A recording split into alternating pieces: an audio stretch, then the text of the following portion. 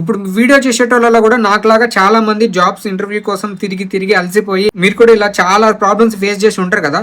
Comment section లో comments పెట్టండి, తెలుస్తుంది పబ్లిక్ కి మనలాగా అసలు ఎంతమంది ఉన్నారో తెలుస్తుంది. కామెంట్స్ పెట్టండి. నాకైతే లిటరల్లీ కళ్ళలో నీళ్ళు తిరిగి ఏడుపు వచ్చింది. అసలు నాకు ఇంకెంత కాలం రా నేను తిరగాలి జాబుల కోసం అని చెప్పి అనిపించింది. 2 నెలలుగా తిరుగుతున్నాను. ఆఖరికి నేను నా సర్టిఫికెట్లు చింపేసుకుందాం అనుకున్నాను. ఎందుకు పనికి వస్తున్నాయి.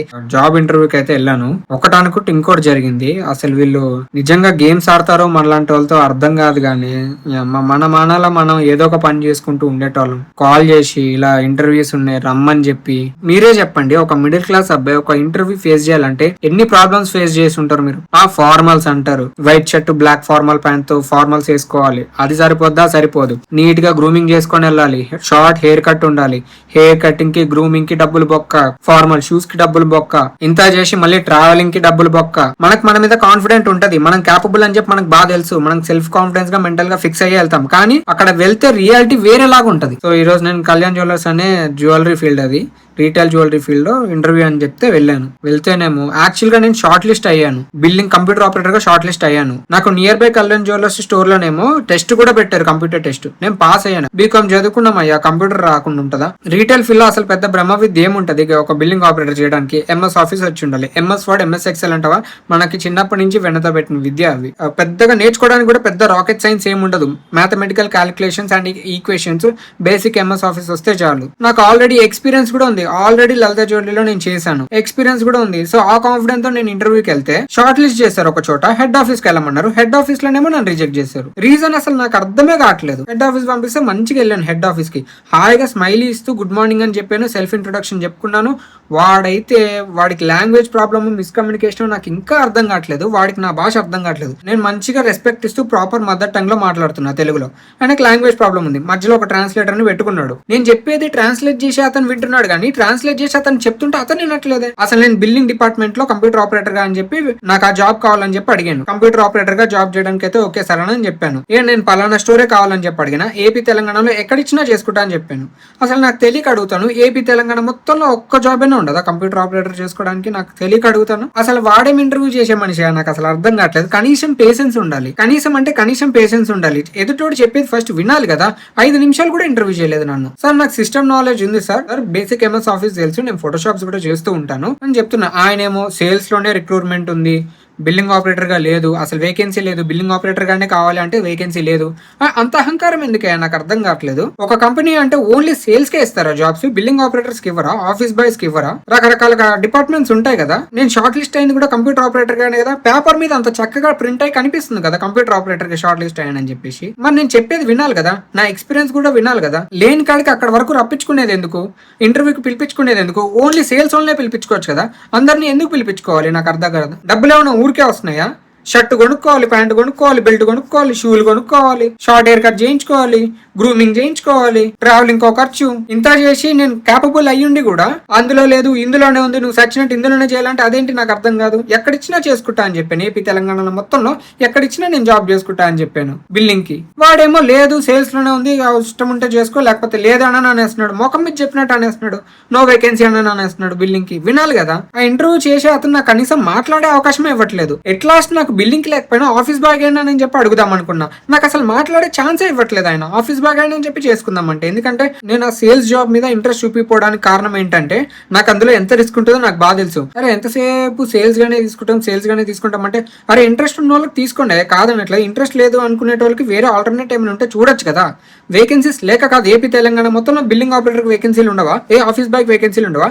కనీసం నన్ను మాట్లాడే ఛాన్స్ అక్కడ ఇస్తున్నాడని నన్ను అసలు మాట్లాడనివ్వట్లేదు. నేను లాస్ట్ కి బెగ్ చేసుకుందాం అనుకున్నా. సార్ కనీసం నాకు జాబ్ అర్జెంట్ నీడ్ ఉంది సార్, నాకు కనీసం ఆఫీస్ బాయ్ గానైనా ఇప్పించాను సార్ అని చెప్పి కనీసం బెగ్ చేసుకుందాం అనుకున్నా. నాకు అసలు మాట్లాడే ఛాన్సే ఇవ్వట్లేదు అతను. అలాంటి వాళ్ళు అసలు ఇంటర్వ్యూ చేయించుకోవడానికి ఎందుకు పెడతారో అర్థం కాదు. చెప్తున్నా కదా సార్ కళ్యాణ్ జ్యువెలర్స్ ఆథర్ ఎవరో నాకు తెలియదు, కానీ నేను ఇది ట్యాగ్ చేస్తున్నాను, ట్విట్టర్ లో కూడా ట్యాగ్ చేస్తున్నాను, ఇన్స్టాలో కూడా పెడుతున్నాను. ఇంటర్వ్యూస్ కండక్ట్ చేయడం కాదు సార్, ఇంటర్వ్యూలో చేసేటప్పుడు కనీసం మనిషి చెప్పేది ఎదుటోడు వినాలి ఫస్ట్. వినకుండా అలా ఎలా 5 నిమిషాల్లో పంపించేస్తారు నాకు అర్థం కాదు. కనీసం పేషెన్స్ ఉండాలి కదా సార్. మేము ఇంత పేషెన్స్ తీసుకొని ఎక్కడెక్కడి నుంచో దూరాలుగా ట్రావెల్ చేసుకొని ఫార్మల్స్ వేసుకురావాలి, ఇవన్నీ భరిస్తూ వస్తున్నాం కదా సార్. అంతా చేసుకొని వచ్చి కనీసం మాట్లాడే అవకాశం కూడా ఇవ్వకపోతే ఎందుకు సార్ అసలు ఇంటర్వ్యూస్ కండక్ట్ చేసేది? నాకు అర్థం కాక అడుగుతాను. ఎక్కడెక్కడి నుంచో వస్తున్నారు సార్ ఇంటర్వ్యూస్ కి, నాకు అసలు మాట్లాడే అవకాశం ఇవ్వలేదు. కనీసం మాట్లాడే అవకాశం అయినా ఇచ్చుంటే నేను కనీసం ఆఫీస్ బాగానైనా జాబ్ చేసుకునేటువంటి. ఎందుకంటే నాకు సేల్స్ ఇంట్రెస్ట్ లేదు.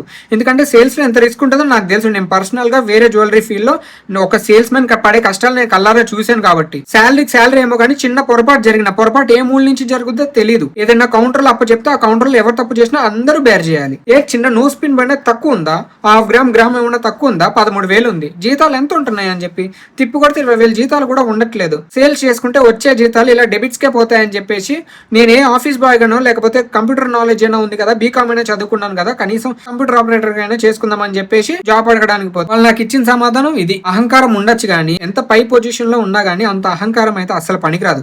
నువ్వు ఎంత పై పొజిషన్ లో ఉన్నా సరే ఎదుటోడికి ఫస్ట్ రెస్పెక్ట్ ఇవ్వాలి, కనీసం పేషెన్స్ ఉండాలి. ఎదుటోడు చెప్తే వినేంత పేషెన్స్ అయినా ఉండాలి, కనీసం పేషెన్స్ ఉండాలి, మాట్లాడే అవకాశం ఇవ్వాలి. కనీసం టెస్ట్ అయినా పెట్టారా నాకు? అట్లీస్ట్ కనీసం కంప్యూటర్ టెస్ట్ అయినా పెట్టాల్సింది కదా. నాకు అసలు దేనికి క్యాపబుల్? నేను స్పెల్లింగ్ మిస్టేక్స్ లేకుండా కొడుతున్నానా?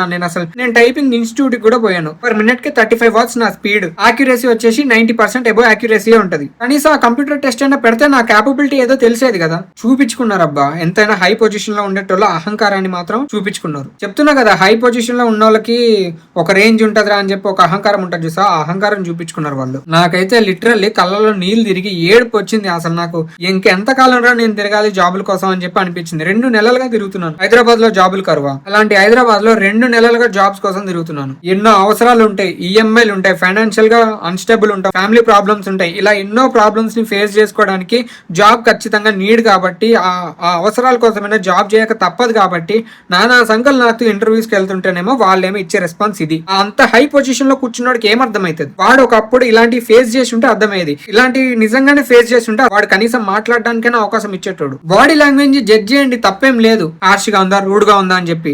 ఇంత సాఫ్ట్ గా మాట్లాడుతున్నటోడు కూడా మీరు అంత అహంకారం చూపిస్తే ఎలా అండి? నాకు అర్థం కాదు. ఇంకా మా బతుకు ఇంత అని అర్థమైపోయింది. మా మిడిల్ క్లాస్ బతుకులు అంటేనే ఇంత చీప్ అని చెప్పి అర్థమైపోయింది. మాకు ఎటైనా గవర్నమెంట్ జాబులైనా జాబులు కొడదామన్నా మా క్యాస్ట్ కి అసలు ఆ జాబులే రావు. కార్పొరేట్ ఫీల్డ్ లో జాబులు చేసుకుందామంటేనేమో కార్పొరేట్ లెవెల్లో సో కాల్ పొలిటిక్స్ ఉంటాయి. కనీసం రీటైల్ ఫీల్డ్ అయినా హాయిగా చేసుకుందాం రా అయ్యా అంటే దగ్గర అసలు జాబులే దొరకట్లేదు. ఏం బతుకురా బాబు, నాకు అసలు అర్థం కాదు. అసలు మేము పడే డిప్రెషన్ అంత ఈజీ కాదు తెలుసా.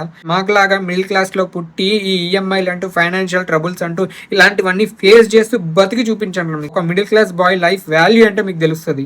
మన నిండా 25 ఏళ్ళు వచ్చే లోపే ఇంత లైఫ్ ఇంత రాడ్ రియాలిటీ ఉంటుందా అంటే అసలు అప్పుడప్పుడు అనిపిస్తా ఉంటది, అసలు అనవసరంగా పుట్టామరా బాబు అని చెప్పి అనిపిస్తుంటది. అమ్మ జీవితం ఎంతమంది ఫేస్ అయి ఉంటారు, ఎంతమంది ఇలా ఫేస్ చేసి ఉంటారు చెప్పండి ప్రాబ్లమ్స్. ఎంతమంది ఇంటర్వ్యూస్ అని చెప్పి తక్కువ ఆ మాటలా తిరగలేక 2 నెలల నుంచి ఎన్ని రీటైల్ ఫీల్డ్స్ తిరుగుతున్నా సరే ఒక్కడు పట్టించుకోడాయే. ఆఖరికి నేను నా సర్టిఫికేట్లు చింపేసుకుందాం అనుకున్నాను. ఎందుకు పనికి వస్తున్నాయి? ఇంకా నాకున్నది ఒకటే హౌస్ కీపింగ్, సెక్యూరిటీ లేదా ఆఫీస్ బాయ్. ఇంకెందుకు నేను చదువుకున్న చదువు దేనికి ఉపయోగపడ్డది? ఆ సర్టిఫికేట్లు దేనికి ఉపయోగపడ్డాయి అని చెప్పి క్యాపబుల్ ఉండి సిస్టమ్ నాలెడ్జ్ తెలిసి కూడా నాకు జాబ్ వచ్చి రావట్లేదే. ఎవరికి పుట్టుకతోట అన్ని వచ్చేస్తాయా? నిదానంగానే కదా నేర్చుకుంటాం. ఏదైనా కొత్త జాబ్ ఇచ్చినా సరే ఇక్కడ ఉండే ఫార్మాలిటీస్ అక్కడ ఉంటాయి కదా. ఆ ఎన్విరాన్మెంట్ ని అడాప్ట్ చేసుకోవడానికైనా అక్కడ ఫార్మాలిటీస్ అర్థం చేసుకోవడానికైనా టైం పడుతుంది కదా. ఎంత తోపైనా సరే ట్రైనింగ్ ఇవ్వకుండా వాడు ప్రాపర్ గా చేసుకోగలుగుతాడు ఆ పని. ఇంత చిన్న లాజిక్స్ ఎలా మిస్ అవుతారా నాకు అర్థం కాదు. వేకెన్సీలు ఉండి పెట్టుకొని కూడా ఇవ్వడానికి అసలు ఏ నొప్పో నాకు అర్థం కాదు.